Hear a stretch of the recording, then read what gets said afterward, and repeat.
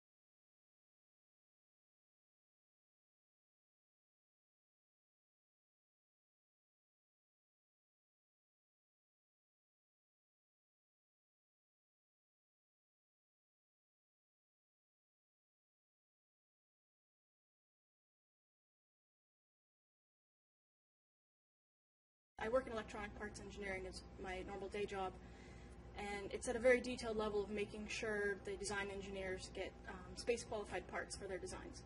And so part of the reason I wanted to join the Phaeton program was a chance to see the other side of flight projects here at JPL, where instead of working at that very detailed level, just a design engineer, I mean, you know, here I am working with Ben on systems engineering, and so it was a really great opportunity for me to learn about the project life cycle and see the project from a much higher view than my normal day job. So for me, this experience is completely different than what I've been used to at JPL.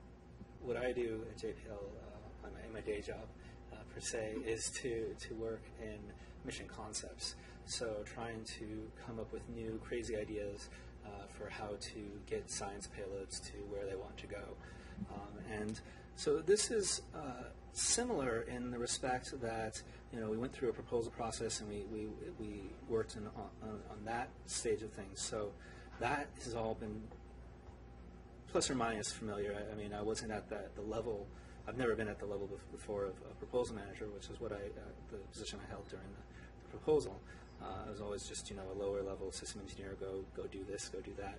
There's a lot of learning as we're going here, and not just in terms of a training sense, but in terms of building up a new way of putting a training program in place, because this is new for everybody involved. I do get to see the life cycle of the project that we are engaged upon develop on a weekly basis, as opposed to my other commitments are much longer term.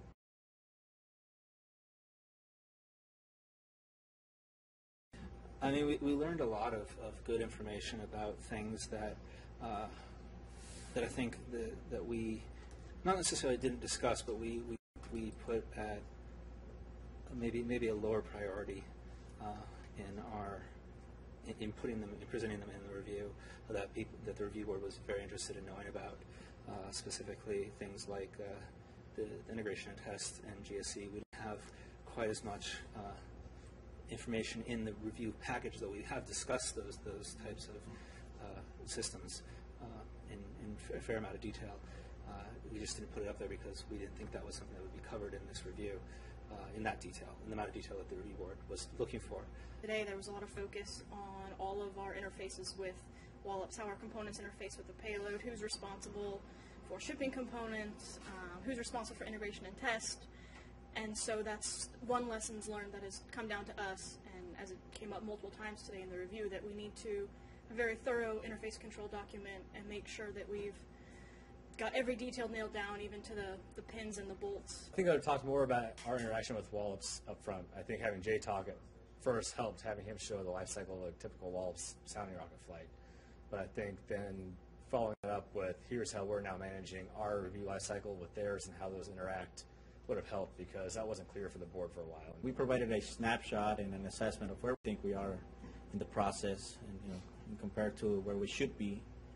And the board saw that differently in a sense. They had their own expectations of where we should be. So I also learned that definitely try to define that better, or try to at least be on the same page.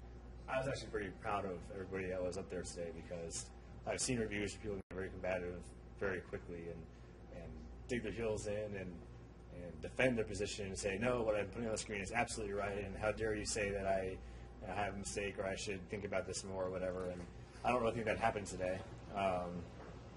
So I was really glad to see that people could accept feedback, because I think there's a lot of good feedback to be had. I think it depends on the mindset that you walk in there. I walked in with the mindset I'm going to just be receiving a lot of the stuff. For example, there was a lot of suggestions and recommendations. Just like Don says, food for thought. And I agree with that comment. Obviously, they're seeing a perspective. They're seeing the independent perspective that we want to see. We're kind of caught up in the process. So I didn't feel it was confrontational at all. It was just a sponge there, and now we get to debrief and think about all the all this food for thought that we have and see what it is that we actually need.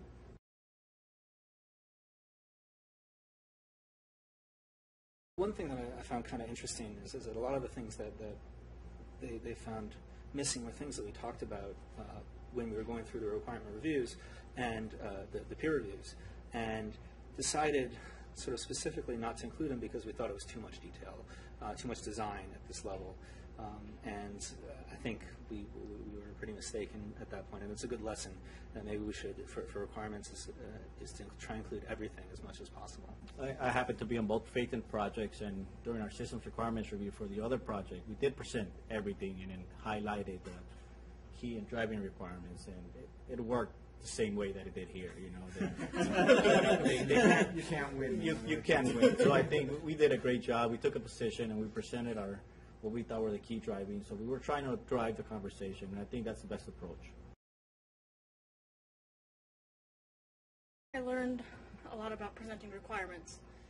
For example, we came up with a definition of key in driving, and we thought that that's what we should present, where actually we should have presented more requirements that told the whole story, that let the review board know that we had thought of everything end to end, not only what we thought were key in driving.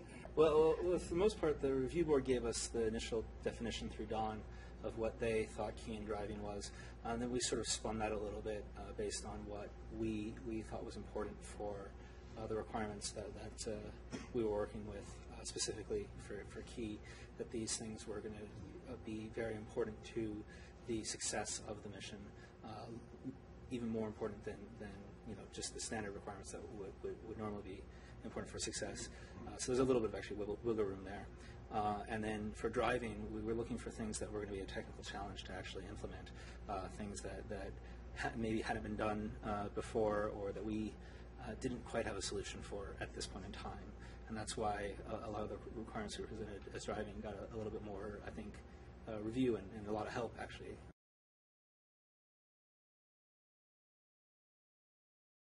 I just want to mention that, I think the mentors were picked strategically because they were part of Flight 1.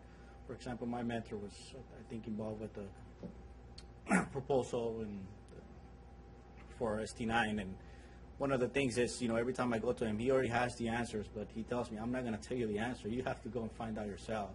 And then he doesn't tell me whether I have the right answer or the wrong answer. He lets me think about it. So basically, he's allowing me to make mistakes, and then he politely corrects me after I have done the mistake. So, for example, today, I answered a question, and he just reminded me, hey, do you want to remind the board about, our institutional standards, which is, I knew what he meant. I didn't answer I didn't provide a complete answer. So I think that's one of the benefits that I'm getting, learning. My mentor has been extremely helpful. So I'm in the software portion of the train project, and we run into, in software, a lot of different bugs with the hardware, or something new pops up every time. And my mentor is not necessarily the expert in all these areas, but what he has knowledge of at JPL is a huge network of everyone else who works in the software environment at JPL, and he knows if I ask him, I have a problem with the camera, he knows exactly the right person who can answer my question. Problem with Windows, exactly the right person that can answer my question. I really think that the mentoring is the cornerstone of this sort of program and this project. I think that's where doing the project is what you learn the most from, in my opinion, and really having the experienced people to guide you through it.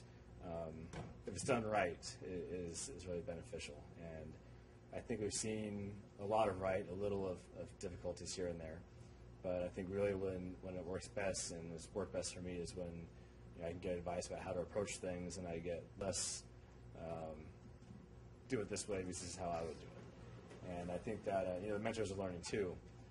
But I think for almost across the board, they're all doing a great job of being able to point us in the right direction, or say, hey, think about this, or really, most importantly, hey, you didn't think about this, because none of us have the experience to recognize certain things we just overlook.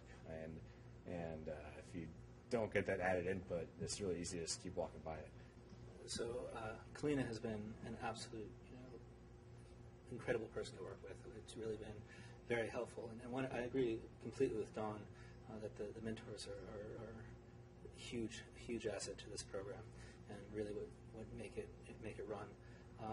One of the things that Kalina does specifically that really helps us out a lot is every time she suggests something for us to do, she makes sure that we understand why she thinks we need to do it, and then lets us decide if we do need to do it.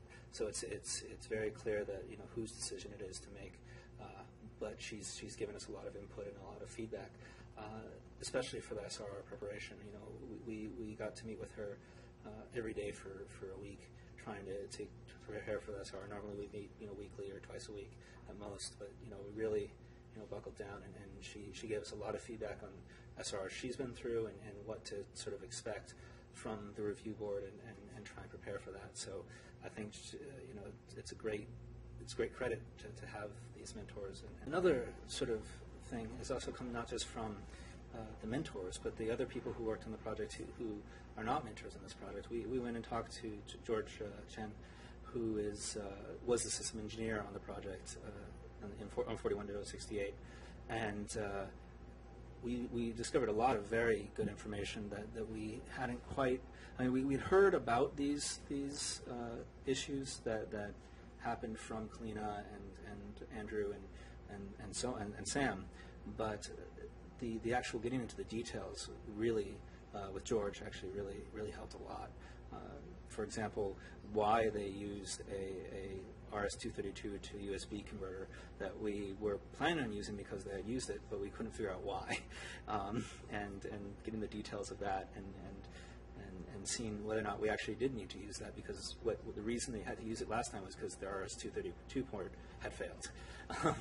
So there's a lot of sort of very detailed lessons learned that have come up as well from communicating with people who are not necessarily mentors who worked on the last project as well.